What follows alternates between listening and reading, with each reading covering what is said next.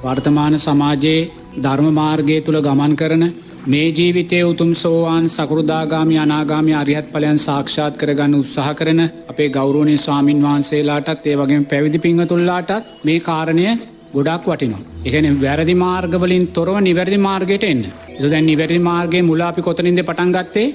කල්යාණ මිත්‍ර ආශ්‍රය, සද්ධර්ම ශ්‍රවණය, නුවණින් මෙනෙහි කිරීම සහ ධර්මානුධර්ම ප්‍රතිපදාව කියන්නේ ආරෂ්ඨාංගික මාර්ගයට බැසගත්තායි කියන කාරණය. ඒක දැන් මෙතන තමයි අංක 1 මේ අංක 1න් තොරව ධර්ම මාර්ගයේ වැඩිමක් සිද්ධ වෙන්නේ නැහැ. එතනින් ගිහිල්ලා අපි නගින පළවෙනි වාහනය තමයි සීල විසුද්ධිය කියන්නේ. ඒතකොට සීල විසුද්ධියෙන් තොරව නොනා කවදාක්වත් අපිට ඉන් ඉස්සරහට යන්න පුළුවන් කමක් නැහැ. තේරෙනවද? ඉන් ඉස්සරහට යන්න පුළුවන් කමක් නැහැ. ඒතකොට සීල විසුද්ධිය පරිපූර්ණ වෙච්ච තැනදී එයා නගින ගොඩ වෙන දෙවෙනි වාහනය තමයි චිත්ත විසුද්ධිය. චිත්ත විසුද්ධිය කියන්නේ මොකද්ද? සිතේ ඇතිවෙනා වූ සංවර ස්වභාවය. ඉන්ද්‍රිය සංවරය. කියන්නේ පංච නීවරණ යටපත් කරලා සප්තබොජ්ජංගයන් මතු කරගන්න. ඒතකොට චිත්ත විසුද්ධිය කියන වාහනයෙන් බැස්සට පස්සේ එයා ඊළඟට නගින වාහනේ තමයි දිට්ඨි විසුද්ධිය. දිට්ඨි විසුද්ධිය කියන්නේ එයා දැක්මෙන් පිරිසිදු භාවයට පත් වෙනවා. සක්කාය දිට්ඨියට අදාළව මමත්වයේ දැඩි භාවයට අදාළව මමය කියලා ගන්නා වූ දැඩි දෘෂ්ටිය සියුම් කර ගැනීම උදෙසා එයා සම්මා දිට්ඨිය අර්ථයන් නිරේතුරුවම නැවත නැවත නුවණින් දකිනවා. ඒ වගේම එයා පටිච්ච සමුප්පාදය තුල ජීවිතය දකින්න උත්සාහ ගන්නවා. එහෙනම් දැන් නිරේතුරු අපි දකින්න ඕනේ කෙනෙක් දිට්ඨි විසුද්ධියට එන්න නම් අනෝනා අනිවාර්යෙන්ම එයා චිත්ත විසුද්ධියෙන් සහ සීල විසුද්ධියෙන් ශක්තිමත් කෙනෙක් වෙන්න ඕනේ. එහෙනම් සීල විසුද්ධියෙන් තොරව චිත්ත විසුද්ධියෙන් තොරව දිට්ඨි විසුද්ධියක් ඇති කර ගන්නවායි කියන කාරණේ ධර්මානුකූලව වෙන්නේ නැහැ. ඒක තේරුම් ගන්න ඕනේ. ඒතකොට දැන් අපි වාහන 3කින් ආවා. තුන්වෙනි වාහනේනුත් බහිනවා කොසල් රජතුමා. බැස්සට පස්සේ එයා හතරවෙනි වාහනයට ගොඩ වෙනවා කියන්නේ එයා දිට්ඨි විසුද්ධිය තුල දැක්ම පිරිසිදු භාවයට පත් කරගෙන. දැන් එයා සීලෙන් ශක්තිමත්, එයා තුල ඉන්ද්‍රිය සංවරය හොඳින් තියෙනවා. ඊළඟට එයා දැක්මෙන් දැන් මමය මගේ කියන දැක්ම සියුම් කර ගනිමින් එයා නිරේතුරුවම පටිච්ච සමුප්පන්නව ජීවිතේ දකිනවා. දැකලා එයා හතරවෙනි වාහනයට දැන් තමයි එයා ගොඩ වෙන්න යන්නේ. මොකද හතරවෙනි වාහනය කියන්නේ කාංකා විතරණ විසුද්ධි ඥාන දර්ශනය කියන කාංකා විතරණ විසුද්ධිය කියන කාරණේ. ඒතර කාංකා විතරණ විසුද්ධිය කියලා කියන්නේ මොකද්ද? එයා දැන් දැක්මෙන් පිරිසිදු භාවයට පත් වුණා. තේනවා? දැක්මෙන් පිරිසිදු භාවයට පත් වෙලා එයා දැන් පටිච්ච සමුප්පන්නව ජීවිතේ දකිමින් ඉන්න කෙනෙක්. එයා මේ පටිච්ච සමුප්පන්නව ජීවිතෙන් දකිමින් දැන් එයා කාංකා විතරණ විසුද්ධිය කියන වාහනයට ගොඩ නැගුණා කියන්නේ නෝනා. එයා දැන් නිරේතුරුවම පංච උපාදානස්කන්ධයේ අනිත්‍යභාවය දකින්න කෙනෙක්. එයා පංච උපාදානස්කන්ධයේ අනිත්‍යයි කියලා දකිනවා. එයා රූපය තුල මම ඉන්නවායි කියලා, වේදනාව තුල මම ඉන්නවායි කියලා, සංඥාව තුල, චේතනාව තුල, විඥානය තුල මම ඉන්නවායි කියන කාරණේ දකින්නේ නැහැ. එයා අවබෝධාත්මක තැනට ඇවිල්ලා නැහැ. නමුත් එයා දැන් දන්නවා රූපය කියන්නේ අනිත්‍ය වූ දෙයක් කියලා එයා දකිනවා. වේදනාව කියන්නේ අනිත්‍ය වූ දෙයක් කියලා එයා දකිනවා. සංඥාව, චේතනාව, විඥානය කියන අනිත්‍ය වූ දෙයක් කියලා දකිනවා. අපි මේ රැස් කරන්නා වූ සංස්කාරයන් අනිත්‍ය වූ දෙයක් කියලා දකිනවා. නමුත් දැක්කත් නිරේතුරුව මෙයා සමත විදර්ශනා උපක්ලේශයන් තුලයි ජීවත් වෙන්නේ. පටිච්ච සමුප්පාදයට අදාළව ජීවිතේ දකිනවා. දැකලා එයා දන්නවා මේ රූපය කියන්නේ හේතුඵල ධර්මයක්. එයා රූපය කියන්නේ හේතුඵල ධර්මයක් කියලා දකිනවා. ඒ වගේම මේ පස්සේ හේතුවෙන් සකස් වෙන වේදනාවත් හේතුවක් නිසා සකස් වෙන ඵලයක් කියලා දකිනවා. ඒතොර සංඥාව කියන්නේ වේදනාව විසින් සකස් කර දෙන ඵලයක් කියලා දකිනවා. ඒතොර සංස්කාර කියන්නේ සංඥාව විසින් සකස් කරලා දෙන ඵලයක් කියලා දකිනවා. විඥානය කියන්නේ සංස්කාරයන් විසින් සකස් කර දෙන ඵලයක් කියලා එයා දකිනවා. නමුත් දැක්කත් නෝනා ඒක අවබෝධාත්මක තැනක නැහැ. එයා නිරේතුරුවම සමත විදර්ශනාමය උපක්ලේශයන් තුල බැහැගෙන ජීවත් වෙනවා. එයා අනිත්‍යයි කියලා දැක්කත් එහා නිරේතුරුවම නෝනා එක එක ආස්වාදයන් තුලට බැසගෙන ජීවත් වෙනවා. තේනවා? දැන් සමාජයේ ඕන තරම් පිරිස ඉන්නවනේ. අනිත්‍ය වඩනවා. අනිත්‍ය වැඩුවත් නෝනා නිරේතුරුවම උපක්ලේශයන් තුල බැසගෙන ජීවත් වෙනවා. භාවනාවක් කරන්න ගියොත් එයා ආලෝක සංඥාවන්ට බැඳෙනවා. භාවනාවක් කරන්න ගියොත් එයා අමනුෂ්‍ය රූපයන්ට බැඳෙනවා. භාවනාවක් කරන්න ගියත් එයා දෙවියන්ට බැඳෙනවා. මේ වගේ සමත විදර්ශනාවේදී සකස් වෙන උපක්ලේශයන්ට එයා බැඳිලා ඉන්නේ. ඒ කියන්නේ විදර්ශනාවක් තාම වැඩෙන්නේ ධර්මානුකූලව විදර්ශනාවක් වැඩෙන්නේ නැහැ. නමුත් එයා පංච උපාදානස්කන්ධය අනිත්‍යයි කියලා දන්නවා. එයා දන්නවා රූපය අනිත්‍යයි කියලා. දැන් ඕන කෙනෙක්ගෙන් සෝවාන් ඵලයට පත් වෙච්ච නැති කෙනෙක්ගෙන් ඇහුවොත් රූපය නිට්ටයද අනිත්‍යද කියලා එයා මොකද කියන්නේ? අනිත්‍යයි කියලා කියනවා. එතකොට මේ වේදනාව නිට්ටයද කියලා ඇහුවොත් එයා මොකද කියන්නේ? අනිත්‍යයි කිව්වත් නෝනා ඒගොල්ලෝ නිරේතුරුවම අර විදර්ශනාමය සමතමය උපක්ලේශයන් තුල තමයි ජීවත් වෙන්නේ. ඒ අනිත්‍ය අවබෝධාත්මකව ජීවිතයට ගන්නෙ නැහැ. ඒ පංච උපාදානස්කන්ධයක් හැටියට ඒ සමත විදර්ශනා උපක්ලේශයන් වැඩෙද්දී ඒ පංච උපාදානස්කන්ධය අනිත්‍යයි කියලා දකින්නේ නැහැ. ඒ පලිබෝධයන්ට ඇලිලා නිරේතුරුව විදර්ශනාව දුර්වල කරගන්නවා. දැන් මෙතන මේ තාමත් එයා විදර්ශනා නුවණ ඇති කරගත්ත කෙනෙක් නෙමෙයි ඈ. කාංකා විතරණ විසුද්ධිය ඇති වෙන මොහොතේ එයා විදර්ශනා නුවණක් ඇති කරගත්ත කෙනෙක් නෙමෙයි තාම. එයා තාමත් මාර්ගය වඩමින් ඉන්නවා. නමුත් උපක්ලේශයන්ට යට වෙලා ඉන්නේ. එතකොට මේ කාංකා විතරණ විසුද්ධිය පරිපූර්ණ කරගත්තට පස්සේ අන්න දැන් මේ කාංකා විතරණ විසුද්ධියට ආවේ මාර්ග කීයක් පහු කළාද? වාහන කීයක් පහු කළාද? 3ක් පහු කළා ආවේ. සීල විසුද්ධිය පහු කළා, චිත්ත විසුද්ධිය පහු කළා, ditthi විසුද්ධිය පහු කරලා 4 වෙනි වාහනේ තමයි කාංකා විතරණ විසුද්ධිය. එතනදී අර ditthi විසුද්ධියේදී පිරිසිදු කරගත්තා වූ දැක්ම පංච උපාදානස්කන්ධයේ අනිත්‍යභාවය බවට පත් කළ දකින්න. එයා දන්නවා රූපය අනිත්‍යයි කියලා. එයා දන්නවා වේදනාව හේතුඵල ධර්මයක් වේදනාව අනිත්‍යයි කියලා. එයා දන්නවා සංඥාව හේතුඵල ධර්මයක් සංඥාව අනිත්‍යයි කියලා. එයා දන්නවා සංස්කාර හේතුඵල ධර්මයක් සංස්කාර අනිත්‍යයි කියලා. එයා දන්නවා විඥානයේ හේතුඵල ධර්මයක් විඥානය අනිත්‍යයි කියන කාරණේ දන්නවා. එහෙම දකිමින් හිටියත් නිරේතුරුව එයා සමත විදර්ශනාමය උපක්ලේශයන්ට ග්‍රහණයටපත් වෙලා ඒවැයි වහලෙක් බවට පත් වෙලා ඉන්නේ. දැන් අපි දකිනවා සමහර අය සීලය තුලත් ශක්තිමත්. ඒ වගේම චිත්ත සමාධියත් එයා තුල තියෙනවා.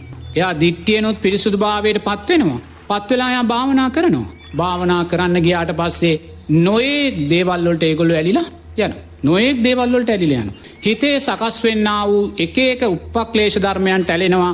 මේ සකස් වෙන්නා වූ හිත පංච උපාදානස්කන්ධයක් කියලා දකින්නේ නැහැ. සමහර වෙලාවල කියනවා ස්වාමීන් වහන්සේ මම භාවනා කරන්න යනකොට මාව එකපාරට උඩ ගියා කියනවා. සමහරු කියනවා මම භාවනා කරන්න යනකොට එකපාරට මාව පාවුනා කියලා. සමහරු කියනවා මම භාවනා කරන්න යනකොට මගේ ශරීරය කැඩි කැඩි බිඳි බිඳි කැඩි කැඩි බිඳි බිඳි යනවා මම දැක්ක කියලා. ඒතර මේ මොකක්ද මේ වෙලා තියෙන්නේ?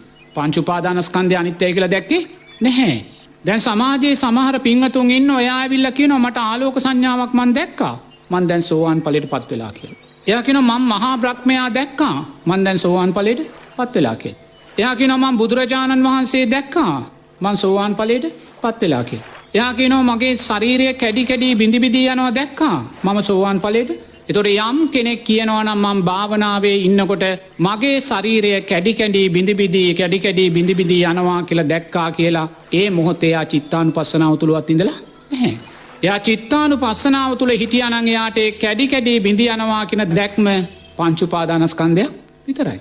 එයා ඒ හිත අනිත්‍යයි කියලා දකින්න ඕනේ. දැක්කේ නැත්නම් එයා කැඩි කැඩි බිඳි බිඳි කැටි කැඩි බිඳි බිඳි යනවා කියන අර සමත විදර්ශනාමය උපක්ලේශයට අහුවෙච්ච කෙනෙක් බවට පත් වෙනවා. එයා භාවනා කරද්දී එයාට සුන්දර බුදුරජාණන් වහන්සේගේ රූපයක් පෙනුනොත් ඒ සෝවාන් ඵලයටපත් උනා නෙමෙයි. එයා ඒ බුදුරජාණන් වහන්සේගේ රූපය සතර සතිපට්ඨානට යොමු කළේ නැහැ. අන්න රූපේ ආස්වාදයට බැඳිලා සමත විදර්ශනාමය උපක්ලේශයන් තුල බැහැගෙන නමුත් අනිත්‍ය වඩනවා. එයා සුන්දර දෙවියෙක් දැක්කොත් ඒ සුන්දර දෙවියා අනිත්‍යයි කියලා ඒ සුන්දර දෙවියාව සතර සතිපට්ඨානට යොමු කරන්නේ නැහැ. ඒ දෙවියා දැක්කා වූ හිත තුලින් පංච උපාදානස්කන්ධයේ අනිත්‍යභාවය මතු කරගන්නේ නැහැ. එයා මොකද කරන්නේ? අර දෙවියාගේ ආස්වාදයට යට වෙලා අන්න සමත විදර්ශනාමය උපක්ලේශය සකස් කරගන්න. දැන් කෙනෙක් භාවනා කරද්දී යා පාවෙනවා යාට පේනවා. එයා පාවෙනවා දකිනවා නමුත් එයා පාවෙන්නේ නැහැ. පාවෙනවා කියලා සකස් වුණේ අනිත්‍ය පංච උපාදානස්කන්ධය. ඒ පංච උපාදානස්කන්ධය මායя කියලා දැක්කේ නැහැ. ස්වාමින් වහන්සේ භාවනා කරන විට දකින දේ දැනෙන දේ අනිත්‍යයි කියා නේද ස්වාමින් වහන්සේ අප දැකිය යුත්තේ? එහෙයි නමුත් කාංකා විතරණ විසුද්ධියේදී යාට ඒ ශක්තිය නැහැ. ඒක තේරුම් ගන්න ඕනේ. යාට රාමේ ශක්තිය නැහැ. යා උපක්ලේශයට කොටු වෙනවා. ඒකයි කියන්නේ සමහර උඩ යනවා පේනවා කියනවා. නමුත් එයා උඩ ගියේ නැහැ. හිතයි කියන්නේ එයා උඩ ගියා කියලා. ඒ හිත අනිත්‍යයි කියලා දැක්කනම් එයා ඉන්නේ හිටපු තැනමයි. නමුත් එහෙම දකින්නේ නැහැ. මොකද කාංකා විතරණ විසුද්ධියේදී එයාට තාම මේ දක්ෂභාවය නැහැ. එයා ඒකට ඇලිලා යනවා. උපක්ලේශයන්ට ඇලිලා යනවා. නමුත් අනිත්‍යයි කියලා වහුණා වඩනවා. නමුත් ඒ කාංකා විතරණ විසුද්ධියේදී අන්න එයා අර සමත විදර්ශනාමය උපක්ලේශයන්ට අහු වෙනවා. දැන් එයා 4 වෙනි වාහනයට ගොඩ වෙලා තියෙන්නේ. නමුත් 4 වෙනි වාහනයට ගොඩ වුණත් නෝනා තාම එයා තුල විදර්ශනා නුවණ සකස් වුණාද? තාම සකස් වෙලා නැහැ. ඊට පස්සේ මේ හතරවෙනි වාහනයෙන් මොකද කරන්නේ කොසල් රජතුමා හතරවෙනි වාහනයෙන් බැහැලා දැන් පස්වෙනි වාහනයට නගිනවා. පස්වෙනි වාහනේ බුදුරජාණන් වහන්සේ දේශනා කරනවා මග්ගා මග්ග ඥාන දර්ශන විසුද්ධිය කියලා. තේරෙනවද? ඒ පස්වෙනි ඥානෙ. ඒතර මග්ගා මග්ග ඥාන දර්ශන විසුද්ධිය කියලා බුදුරජාණන් වහන්සේ දේශනා කරන්නේ මාර්ගය නිවැරදිව හඳුනාගත්තා වූ අන්න දැන් තමයි එයා තැනකට එන්නේ. එයා මාර්ගය නිවැරදිව හඳුනා ගන්න තැනට ආවා. මාර්ගය නිවැරදිව හඳුනා ගන්නවා කියන නෝනා එයා නිරේතුරුවම දැන් පංච උපාදානස්කන්ධයේ අනිත්‍යභාවය දකින්න දක්ෂ කෙනෙක්. එයා දන්නවා භාවනා කරද්දී යාට බුදුරජාණන් වහන්සේ පෙනුනත් ඒ සකස් වුණේ අනිත්‍ය වූ පංච උපාදානස්කන්ධයක් කියලා. එයා දකිනවා ඒක වේදනාවේ ආස්වාදය කියලා. එයා දකිනවා බුදුරජාණන් වහන්සේ භාවනා කරද්දී එයාට සුන්දර දෙවියෙක් දැක්කත් එයා දන්නවා මේ අනිත්‍ය වූ පංච උපාදානස්කන්ධයක් කියලා. එයා ඒ සුන්දර දෙවියා දැක්කා වූ හිත ඒ මොහොතේම චිත්තානුපස්සනාවට දාලා දෙවියා ඉවත් කරලා මාර්ගය ශක්තිමත් කරගන්න. එයා පාවෙනවා කියලා දකිද්දී ඒ පාවෙනවා කියන හිත අනිත්‍යයි කියලා දකිනවා දැකලා ඒ උපක්ලේශය බිඳලා දානවා. එයා උඩ යනවා කියලා එයා දැනෙද්දී ඒ උඩ යනවා කියන හිත එයා අනිත්‍යයි කියලා දැකලා අනිත්‍ය වූ පංච උපාදානස්කන්ධයක් කියලා දැකලා එයා අර සමත විදර්ශනාමය උපක්ලේශය පරාජය කළා දානවා. එයාට අමනුෂ්‍යයෙක් පේද්දී ඒ දැක්කා වූ හිත අනිත්‍යයි කියලා දැකලා අනිත්‍ය වූ පංච උපාදානස්කන්ධයක් කියලා දැකලා ඒ සකස් වුණා වූ සමත විදර්ශනාමය උපක්ලේශ සහිත හිත පරාජය කළා දානවා. අන්න දැන් එයා දක්ෂයි. මග්ගා මග්ග ඥාන දර්ශන විසුද්ධිය දැන් එයා මග නොමග හඳුනාගත්ත කෙනෙක්. එයා නොමගට යන්නේ නැහැ. එයා නිරේතුරුව පංච උපාදානස්කන්ධයේ අනිත්‍යභාවය නුවණින් දකිනවා. එයා දකිනවා මේ රූපය කියන්නේ අනිත්‍ය වූ ධර්මතාවයක් කියලා එයා දකිනවා. මේ රූපේ හේතුඵල ධර්මයක් මේ හේතුන් නිසා සකස් වුණා වූ දෙයක් මේ රූපය අනිත්‍යයි කියන කාරණය නුවණින් දකිනවා. එයා දකිනවා මේ වේදනාව කියන්නේ අනිත්‍ය වූ දෙයක්. කුමක් හේතුවෙන්ද සකස් වුනේ? පස්සය හේතුවෙනුයි වේදනාව සකස් වුනේ. වේදනාව කියන්නේ අනිත්‍ය වූ ධර්මතාවයක් කියලා දකිනවා දැන්. නමුත් දැක්කත් එයා උපක්ලේශයන්ට රැවටෙන්නේ නැහැ. තේරෙනවද? දැන් එයා මාර්ගය හඳුනගෙනයි තියෙන්නේ. එයා දන්නවා සංඥාව, චේතනාව, විඥානය කියන අනිත්‍ය වූ ධර්මතාවයන් කියලා එයා දන්නවනේ. දැන් ආයිමත් එයා රැවටෙන ස්වභාවයෙන් මිදුන. එයාව ආයිමත් රවට්ටන්න බැහැ. මොකද එයා මග්ගා මග්ග ඥාන දර්ශන විසුද්ධිය සකස් වුණ කෙනා මාර්ගය දැක්කනුණා. බුදුරජාණන් වහන්සේ දේශනා කළා වූ ලෝකෝත්තර ආර්ය අෂ්ටාංගික මාර්ගය හඳුනාගත්තා වූ කෙනෙක්. ඒ හඳුනා ගැනීම තුළ ඉඳගෙන යා නිරේතුරුවම සම්මා දිට්ඨිය කියන්නේ අනිත්‍ය වූ ධර්මතාවයක් කියලා දකිනවා. සම්මා දිට්ඨිය කියන්නේ අනිත්‍ය වූ ධර්මතාවයක් කියලා දකිනවා. තෙරුවන් කෙරෙහි සද්ධාව තුළ අපි කොච්චර හිටියත් ඒ තෙරුවන් කෙරෙහි සද්ධාව තුළ සකස් වෙන්නා වූ සංස්කාරයන් අනිත්‍යයි කියලා දකිනවා. එයා දැන් දක්ෂයි බුද්ධ වන්දනාවක් කරලා බුද්ධ වන්දනාව අවසානයේදී ඒ බුද්ධ වන්දනාව තුළින් රැස් වුණා වූ සංස්කාරයනුත් අනිත්‍යයි කියලා දකින්නේ. එයා කවදාක්වත් ඒ සංස්කාරයන්ට බැඳෙන්නේ නැහැ. එයා බුදුරජාණන් වහන්සේගේ දෙතිස් මහා පුරුෂ ලක්ෂණයන්ගෙන් බබලන රූපකාය අලු ගොඩක් ධාතුන් වහන්සේලා ගොඩක් බාහිර සතර මහා ධාතුවටම එකතු වෙන සතර මහා ධාතුවක් හැටියට දකින්න දක්ෂයි. මොකද එයා දැන් නැවත සමත විදර්ශනාමය උපක්ලේශයන්ට රැවටෙන්නේ නැහැ. එයා දැන් දන්නවා නිරේතුරුවම රූපය අනිත්‍යයි කියන කාරණය දකිනවා. ඒ වගේම සම්මා දිට්ඨිය අර්ථයන්ගේ අනිත්‍යභාවය දකිනවා. සම්මා සංකප්ප තුලින් කොයිසා කුසලයක් පිනක් රැස් වුණත් ඒ සංස්කාර අනිත්‍යයි කියලා දකිනවා. සම්මා වාචාවන් තුලින් සම්මා කම්මන්තෝ ආජීවයන් තුලින් කොයිසා පිනක් කුසලයක් රැස් කළත් ඒ සංස්කාර අනිත්‍යයි කියලා දැන් දකිනවා.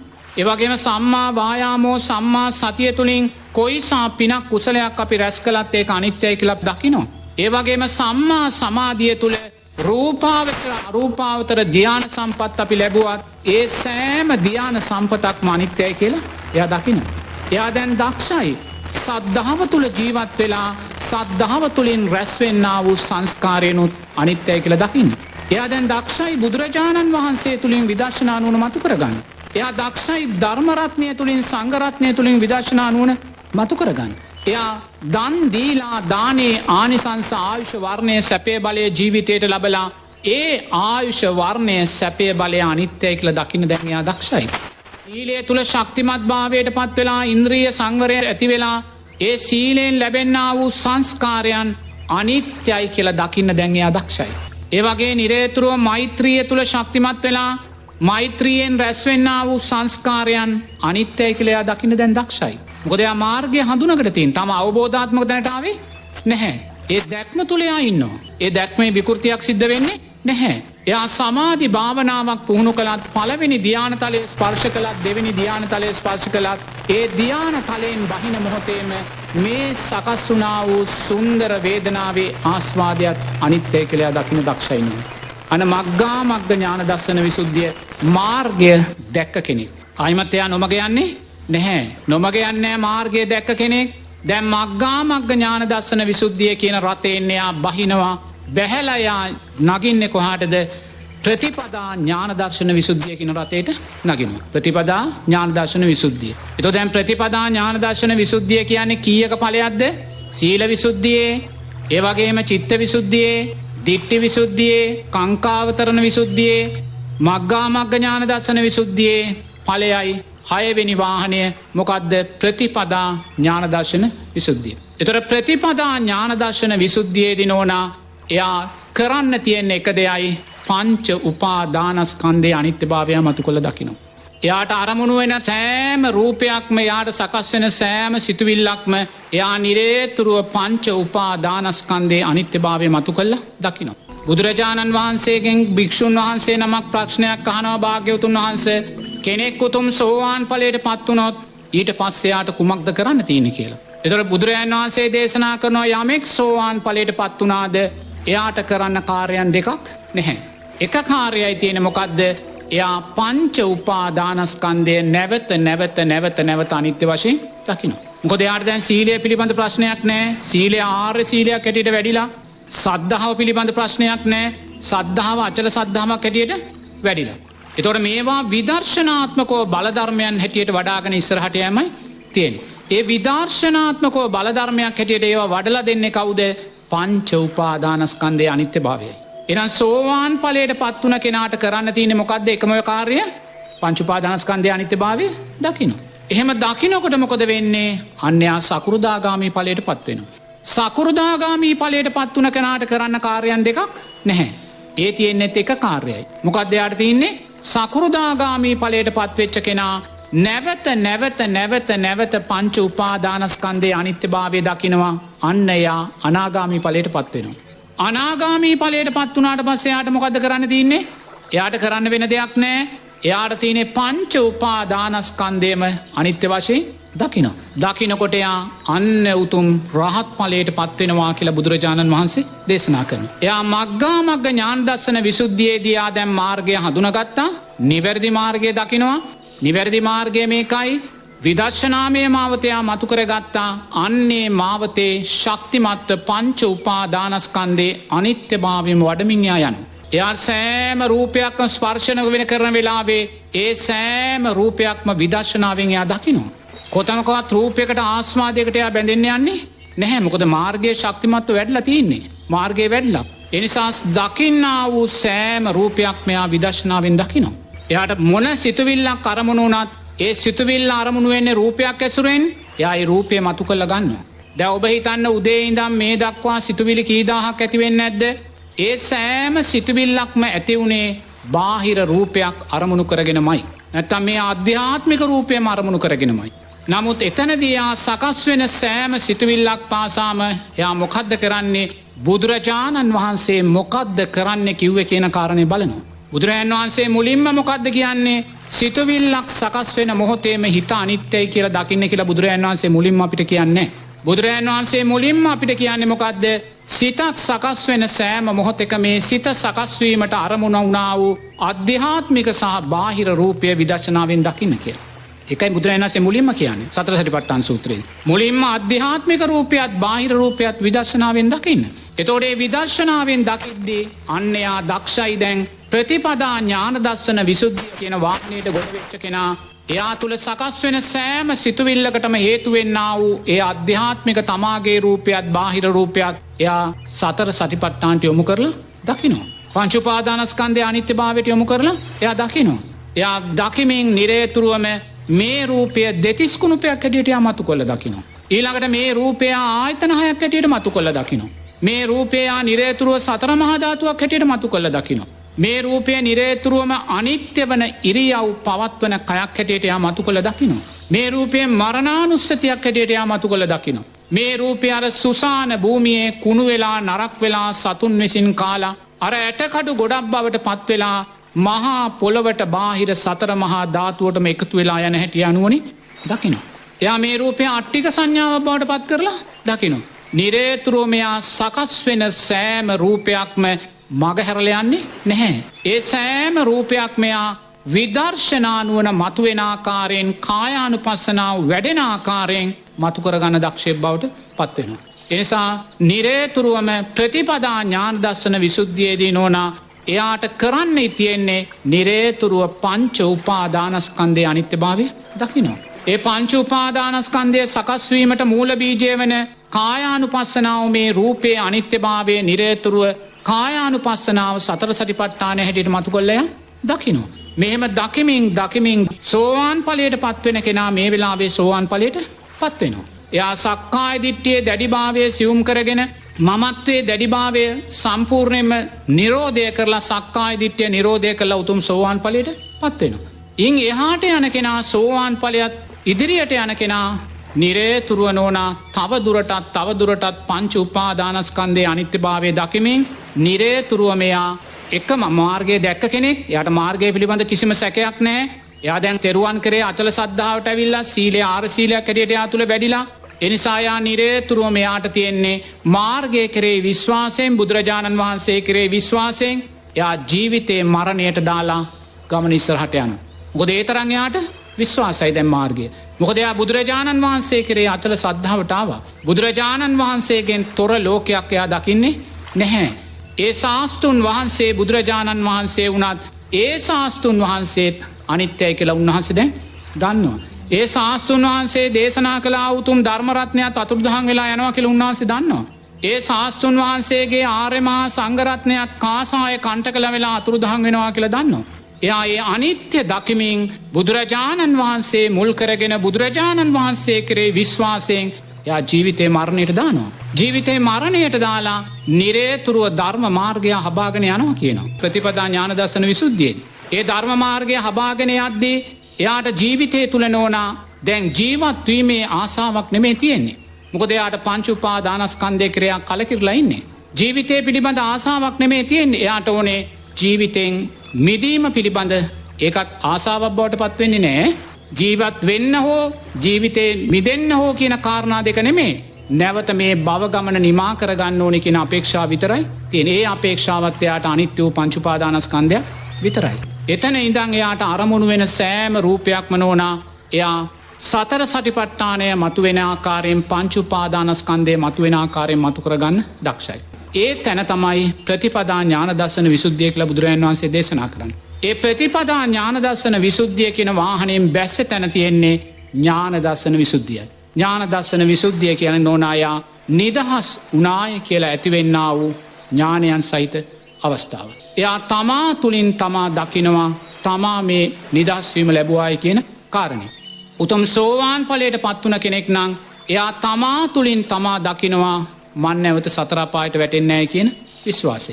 ඒතකොට ඒ විශ්වාසයේදී එයා මේ මාර්ගය ආවායි කියන කාරණේ නිරතුරුව දකින්න ඕනේ. කෙනෙක් කියනවා මං සීල විසුද්ධිය පරිපූර්ණ කළේ නෑ. එහෙම නැත්නම් චිත්ත විසුද්ධිය පරිපූර්ණ කළේ නෑ. මම ඥාන දර්ශන විසුද්ධිය පරිපූර්ණ කළා කියලා ඒක වෙන්න පුළුවන්ද?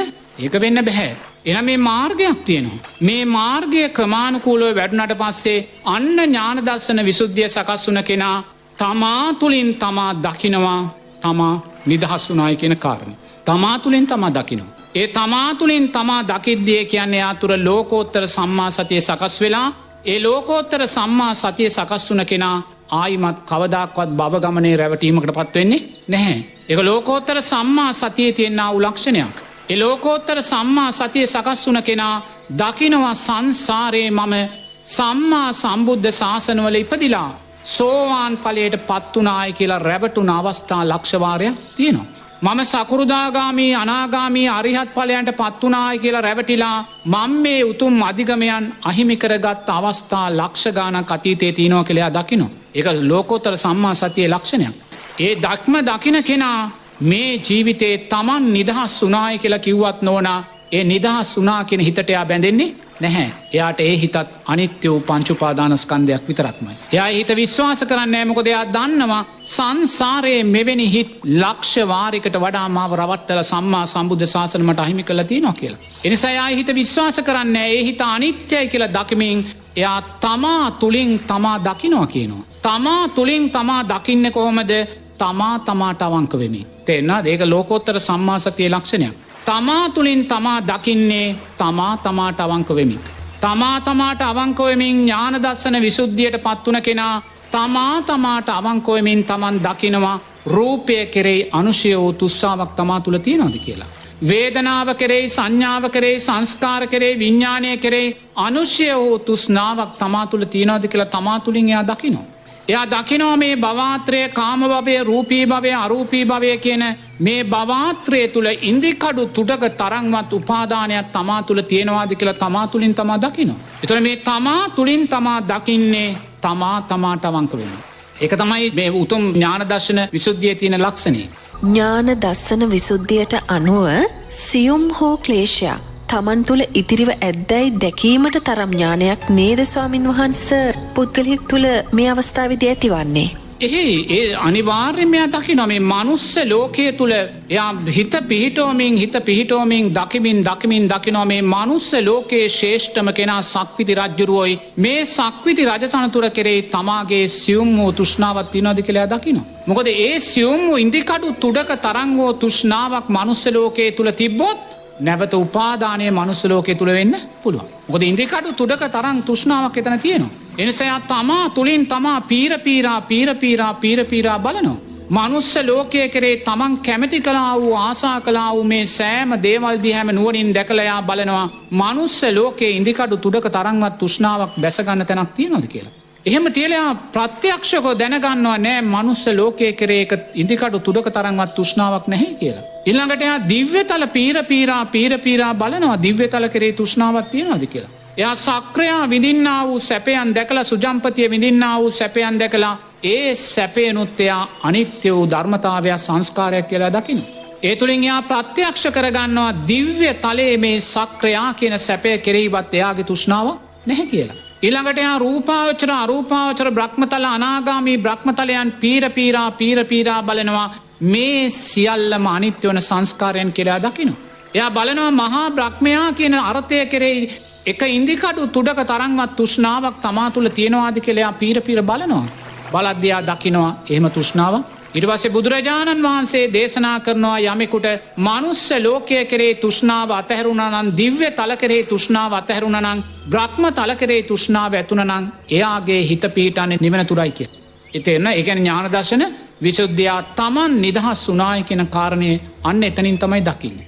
එහෙනම් මේ තමන් නිදහස් වුණායි කියන කාරණය දකින්නවා කියන්නේ නෝනා එහෙනම් මේ මාර්ගයක ඵලයක්මයි. එතකොට මේ සීල විසුද්ධියේ පටන් මේ ප්‍රතිපදා ඥාන දර්ශන විසුද්ධිය දක්වාම සම්පූර්ණයෙන්ම ආර්ය අෂ්ටාංගික මාර්ගය ලෞකික වශයෙන් උත් ලෝකෝත්තර වශයෙන් උත් වැඩිලා හවරයි. මේ රතවිනීත සූත්‍රයේ මේ දේශනා කරන මෙන්න මේ විසුද්ධීන් සියල්ල තුල අනිවාර්යෙන්ම නෝනා මුළු ආර්ය අෂ්ටාංගික මාර්ගය ලෞකික සහ ලෝකෝත්තර වශයෙන් සම්පූර්ණයෙන්ම වැඩෙනවා. ඒ ලෞකික ලෝකෝත්තර වශයෙන් වැඩිලා සම්මා ඥාන තුලින් තමයි සම්මා විමුක්තිය සාක්ෂාත් කරලා දෙන්නේ. එතකොට මේ සම්මා විමුක්තිය සාක්ෂාත් කරගත්ත ඒ ඥාන දර්ශන විසුද්ධිය පරිපූර්ණ කරගත්ත දවසකට ඔබ වේවා මම වේවා අපි උතුම් රහත් ඵලයට පත් වුණ බවට පත් වෙනවා. ඒ උතුම් චතුරාර්ය සත්‍ය අවබෝධ කරගත්තා කියන්නේ මේ භව ගමන නිමා කළායි කියන්නේ නෝනා අපි මේ මාර්ගය තුල ගමන් කරලා නිවැරදිව මේ මාර්ගය තරණය කරලා උතුම් ඥාන දර්ශන විසුද්ධියෙන් පරිපූර්ණ වෙච්ච තැනදී ඒ උතුම් ඥාන දර්ශන විසුද්ධිය කවදා හරි ඔබ හෝ මම හෝ කවුරුන් හෝ පරිපූර්ණ කරගත්ත තැනදී එයා උතුම් රහතන් වහන්සේ කෙනෙක් බවටයි පත් වෙන්නේ. ඒ රහතන් වහන්සේ මෙන්න මේ වගේ කෙනෙක් වෙනවායි කියලායි මම නම් හිතන්නේ. කොයි වගේ කෙනෙක්ද? එයා කාටවත්ම නොදැනී කාටවත්ම නොපෙනී ධර්මයේ නැමැති මහා කඳු මුදුනට නගිනවා. තේරෙනවද? කොහොමද නැග්ගේ? කාටවත්ම නොදැනී කාටවත්ම නොපෙනී ධර්මයේ නැමැති මහා කඳු මුදුනට නැගලා ඒ කඳු මුදුනේ සිට දැකිය යුතු සියල්ල දැකලා බැලිය යුතු සියල්ල බලලා අවබෝධ කළ යුතු සියල්ල අවබෝධ කරලා කාටවත්ම නොපෙනෙන්න කාටවත්ම නොදැනෙන්න ඒ කඳු මුදුනෙන් කඳු පාමුලට බැහැලා නිසල්මනේ ජීවත් වෙන කෙනෙකුටයි රහතන් වහන්සේ කියලා කිය. තේරෙනවද? වෙන කෙනෙකුට නෙමෙයි. එහෙනම් අරසා ගමනක් ඇවිල්ලා නෝනා අවසානයේ අපි ලබන ඵලය මොකද්ද? කාටවත් නොපෙනී කාටවත් නොදෙනී ධර්මයේ නැමැති මහා කඳු මුදුනට නැගලා ඒ කඳු මුදුනේ සිට දැකිය යුතු සියල්ල දැකලා බැලිය යුතු සියල්ල බලලා අවබෝධ කළ යුතු සියල්ල අවබෝධ කරලා කාටවත් නොදැනී කාටවත් නොපෙනී ඒ කඳු මුදුනෙන් කඳු පාමුලට බැහැලා කාත් කවුරුවත් නැතිව ජීවත් වෙන අනුන්ගේ සිව්පසයෙන් යැපෙන කාත් කවුරුවත් නැති මරණයක් උරුම කරගත්තා උත්තමයාටයි කවදා හරි නෝනා රහතන් වහන්සේ කියලා කියන්නේ. එන අවසානයේ අපි ලැබුව දෙයක් තියෙනවද? ලැබුව දෙයක් නැහැ. කාත් කවුරුවත් නැති මරණයක්, අනුන්ගේ සිව්පසයෙන් යැපෙන ජීවිතයක්, කාත් කවුරුවත් නැති මරණයක් ජීවිතයක් ලබන කෙනාටයි අවසානයේ රහතන් වහන්සේ කියන්නේ. එහෙනම් ඉතින් හඬ බෙර ගහන්න දෙයක් එතන තියනවද? ලෝකෙට කියන්න දෙයක් තියනවද? එච්චරයි. කාත් කවුරුත් නැති කාත් කවුරුත් නැති මරණයක් උරුම කරගන්න අනුන්ගෙන් යැපෙන කෙනාටයි අවසානයේ ඔබ රහත් වුණත් මම රහත් වුණත් අපිට යන්න තියෙන්නේ උතෙන්ට.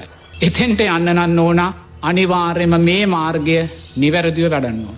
මේ මාර්ගය නිවැරදිව වැඩුවේ නැත්නම් අවසාන ඵලයේ හැටියට බිහි වෙන රහතන් වහන්සේ කියන්නේ මුළු ලෝකෙටම විහිළුවක්. දැන් වර්තමානයේ වෙන ගොඩාක් තියෙනවනේ දැන් නේද? අවස්ථා අපිට ඇහෙනවනේ. ඉතින් ඒ ඇහෙන්නේ කුමක් නිසාද? මේ මාර්ගය පරිපූර්ණව වැඩිලා නැහැ. මේ මාර්ගයේ පරිපූර්ණ වැඩුණා නම් අවසානයේ බිහිවෙන්නා වූ රහතන් වහන්සේ කියන්නේ කාත් කවුරුවත් නැති මරණයක් උරුම කරගන්න අනුන්ගේ සිව්පසයෙන් යැපෙන උත්තමයයි ඔච්චරයි තියෙන්නේ. අවසානයේ උතනයි. කවුද දේශනා කරන්නේ? මන්තානිපුත්ත පුණ්‍ය ස්වාමීන් වහන්සේ. උන්වහන්සේ රහතන් වහන්සේ කෙනෙක්. දැන් මේ රහතන් වහන්සේ මේ සියලු දේ ප්‍රකාශ කළේ කාටද? සාරිපුත්ත මහරහතන් වහන්සේට. එතකොට දැන් තාම මේ මගේ තමන්ගේ ඉස්සරහිනේ සාරිපුත්ත මහරහතන් වහන්සේ කියලා එයා දන්නේ නැහැ. එයා දන්නේ නැහැ. නමුත් සාරිපුත්ත රහතන් වහන්සේ දන්නවා මේ ආවල් ස්වාමීන් වහන්සේ කියලා. මොකද උන්වහන්සේ හොයාගෙනමයි ආවේ. දැන් අවසානයේ පුණ්‍ය ස්වාමීන් වහන්සේ සාරිපුත් ස්වාමීන් වහන්සේට මේ සියලුම ධර්මයන් කියලාට පස්සේ ඊළඟට සාරිපුත්ත මහරහතන් වහන්සේ අහනවා ආයුෂ්මතුන් ඔබ වහන්සේගේ නම කියන්න කියලා. මේ වගේ සුන්දර ධර්මයක් දේශනා කළා. එතකොට තමයි කියන්නේ මම මන්තානිපුත්ත මේ පුණ්‍ය ස්වාමීන් වහන්සේ කියලා කියනවා. ඒ වෙලාවේ සාරිපුත්ත මහරහතන් අනේ සාදු සාදු ඔබ වහන්සේ බුදුරජාණන් වහන්සේ පවා වර්ණනා කළා වූ භික්ෂුවක් කියලා කියනවා. එහෙම කියද්දී පුණ්‍ය ස්වාමීන් වහන්සේ අහනවා ඔබ වහන්සේගේ නම කියන්න කියලා. ඒ වෙලාවේ සාරිපුත්ත මහරහතන් වහන්සේ කියනවා මම තමයි සාරිපුත්ත මහරහතන්. අනේ ඒ වෙලාවේ පුණ්‍ය ස්වාමීන් වහන්සේ කියනවා අනේ ස්වාමීන් වහන්සේ අවබෝධාත්මක මේසා උතුම් භික්ෂුන් වහන්සේ කෙනෙක් මගේ ඉස්සරහා ඉන්නවා කියලා මං හීනකින්වත් හිතුවේ නැහැ. මේ වගේ ස්වාමීන් වහන්සේ කෙනෙක් සාරිපුත්ත මහරහතන් වහන්සේ මගේ ඉස්සරහා ඉන්නවා කියලා අනේ මම නම් එක මොහොතක්වත් හිතුවේ නැහැ. මට එහෙම හිතුණා නම් මේ කිසිම උපමාවක් මට මතකෙට එන්නෙත් නැතු වෙන්න තිබ්බා කියලා. තේරෙනවද? මේ කිසිම උපමාවක් මට මතකයට එන්නෙත් නැතු වෙන්න තිබ්බා. මොකද ඔබ වහන්සේගේ ශ්‍රේෂ්ඨභාවය, ජේෂ්ඨභාවය ඔබ වහන්සේගේ වූ කරුණාව දැකලා ඒ නිසාම මේ කිසිම උපමාවක් මට මතකයටවත් එන්නේ නැතු වෙන්න තිබ්බා කියලා උන්වහන්සේලා දෙන මේ පින අනුමෝදන් වෙලා එතනින් ඒ කාරණේ අවසන් වෙනවා. ඒ කාරණේ අවසන් වුණත් ඒ උතුම් ධර්මය වර්තමාන සමාජයට ගොඩාක් වටිනවා. මොකද වර්තමාන සමාජය මේ අඩු මාර්ගයකින් කෙටි මාර්ගයකින් නිවන් සොයා යන මාවත් වලට යන්න යොමු වෙලා තියෙනවා. මේ අඩු මාර්ග කෙටි මාර්ග ඔස්සේ නිවන් සොයාගෙන යන ගමනක් යන්න යනවා. ඒ සියල්ල සකස් වෙන්නේ නෝනා කල්යාණ මිත්‍ර ආශ්‍රය වෙනුවට අසත්පුරුෂ ආශ්‍රයන් සොයා යාමෙන්. ඒතකොට මේ අසත්පුරුෂ ආශ්‍රයන් නිසා කල්යාණ මිත්‍ර ආශ්‍රය නොවන ආශ්‍රයන් නිසා බුදුරජාණන් වහන්සේ දේශනා කළේ නැති විකෘති ධර්මයන් ඇහෙන්න ලැබෙනවා. ඒ විකෘති ධර්මයන් ඇහෙන්න ලැබෙන නිසාම නෝනා මේ සැබෑ මාර්ගයෙන් බාහිර මාර්ගවල ගිහිල්ලා ධර්මයේ නාමයෙන් මිත්‍යා දෘෂ්ටිය තමයි අපි වැළඳ ගන්න. නමුත් ඉතින් අනිත්‍ය වඩනවා.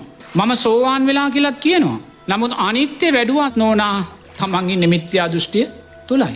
මොකද කල්යාණ මිත්‍ර ආශ්‍රය තුලින් සැබෑ මාර්ගය නෙමෙයි ගියේ. වෙන වෙන කවුරු හෝ ගිහි කෙනෙක් කියන බණක්, දෙවි කෙනෙක් කියන කනක්, බ්‍රහ්මයෙක් කියන බණක් මේවා උස්සේ ඇදින් ගිහිල්ලා ඔන්න නෝනා සම්පූර්ණ මිත්‍යා දෘෂ්ටියක් කරයි අවසානයේ ගිහිල්ලා නතරලා තියෙනවා. ඒ නිසා වර්තමාන සමාජයේ මේ ප්‍රවණතාවය හුඟක් වැඩි. ඒ නිසා නිරේතුරු ඔබ දක්ෂ වෙන්න බුදුරජාණන් වහන්සේ දේශනා කළා වූ සැබෑ ධර්ම මාර්ගයේ වැටිලා තියෙන කල්යාණ මිත්‍රාශ්‍රය, සද්ධර්ම ශ්‍රවණය, නුවණින් මෙනෙහි කිරීම, ඒ වගේම උතුම් ආරෂ්ඨාංගික මාර්ගයට බැස ගැනීම, ඒ තුලින් සීල විසුද්ධිය තුළින් චිත්ත විසුද්ධිය තුළින් දිට්ටි විසුද්ධිය තුළින් කංකා විතරණ විසුද්ධිය තුළින් මග්ගා මග්ග ඥාන දර්ශන විසුද්ධිය ඉන් පස්සේ ප්‍රතිපදා ඥාන දර්ශන විසුද්ධිය ඔස්සේ ඥාන දර්ශන විසුද්ධිය කියන මම නිදහස් වුණාය කියන සැබෑම නිදහස්වීම කියන කාරණය සාක්ෂාත් කරගන්න. එසේ නොවුනොත් අපි නිදහස්වීම කියන කාරණය තුළ සමහරවිට බරපතල මිත්‍යා දෘෂ්ටික භාවයන් වැළඳ ගන්න පුළුවන්.